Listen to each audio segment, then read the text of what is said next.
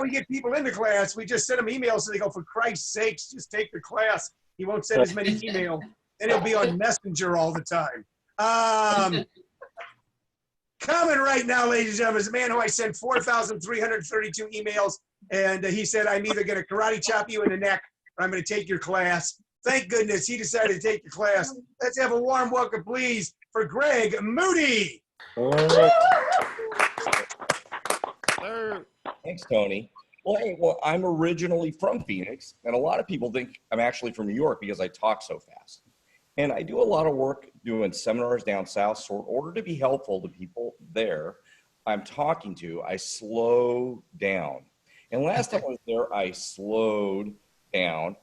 And even then, after about 2 minutes, someone raised their paw and said, "Excuse me, would you slow the hell down?" And people say they talk slow in the South because they're dumb. That's not true. It's because they're smart. They want you to make sure that you hear every word that they have to say. If I'm in New York and someone came up to me in the subway and said, "I'm going to fucking kill you," I'd say, "What? Go get away from me, you hobo." If somebody from the South named Bubba with a mouthful of chewing tobacco looks me right in the eye and says, "I'm going to kill you," he's a very good communicator. So just the other day, my buddy called me about his impending prostate surgery next week.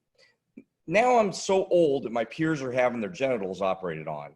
And I also realized I don't appreciate how awesome peeing is, because this guy was overjoyed about having a catheter inserted. And then he says, "It'll happen to you someday." That scared me. So I was so scared, I Googled preventing prostate problems. And you know what the #1 solution is? Harvard Medical School said that men who ejaculated 21 or more times a month had a lower risk of prostate cancer. I guess I need a girlfriend. Some privacy around the house for one. Look, at this age, 21 a month seems like a lot of work. They still want me to go to work and eat and breathe, right? I wonder if I can bank my under 30 activities for my over 50 activities. Because back then I probably got 400 times a month in, so I'd be in good shape. But speaking of medical issues, I got a shot the other day, and I'm traumatized by shots. The last time at the doctor, the nurse was very patronizing. "Oh, come on now, it's just like a little bee sting." Well, that's a problem then. I'm allergic to bees. And there's stings. And having sharp metal objects plunged into my body. You know, when you tell me that, it's like you tell me it's like a bee sting. It's like saying, "Oh, don't worry. That's like getting your hand caught in a wood chipper." Or, "Oh, don't worry. That's like crashing your car and burning alive with all your bones broken." "Oh, don't worry. That's like getting kidnapped by a Mexican cartel and having you pulled out because they think you're somebody, but you're not."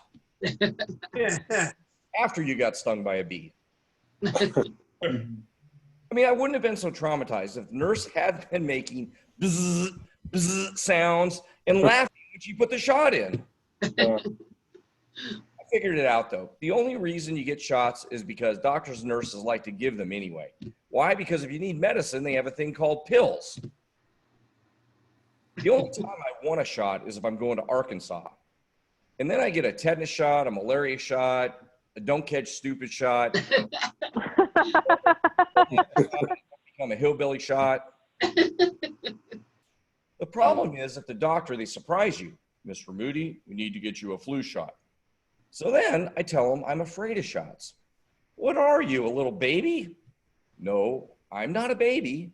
Little babies, by the way, aren't afraid of shots. You know why? Because they don't know they're getting a shot. I know you're going to shove a needle in me. How about you go first and then I'll take a turn?" So I hate going to the doctor to get shots. So I don't go to the doctor. If I have to get a shot, I go to a guy named Steve-O in an alley down on Van Buren. So that's it. I'm traumatized enough. That's all I can talk about tonight. Thank you very much. That's my time. All right. Yes, Greg Moody, ladies and gentlemen. All right. Greg Moody. Greg would have had a drug problem when he was young, but he was afraid of needles. So fear can be a positive motivator, ladies and gentlemen. Fear can be a positive motivator.